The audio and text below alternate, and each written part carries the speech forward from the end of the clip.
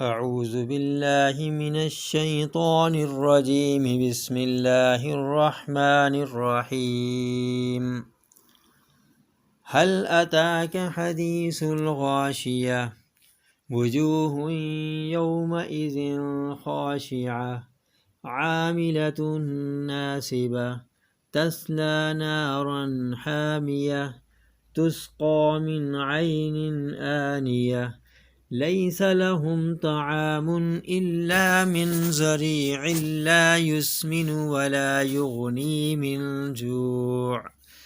وجوه يومئذ ناعمة لسعيها راضية في جنة عالية لا تسمع فيها لاغية فيها عين جارية فيها سرر مرفوعة وأكواب موضوعة ونمارك مصفوفة وزرابي مبثوثة أفلا ينظرون إلى الإبل كيف خلقت وإلى السماء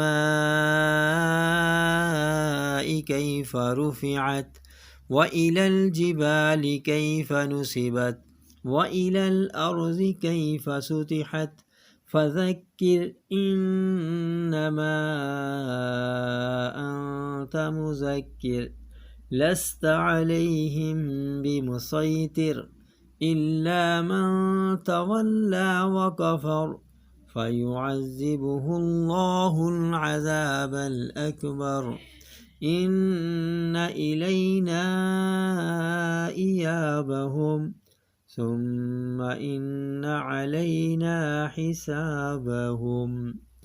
صدق الله العظيم.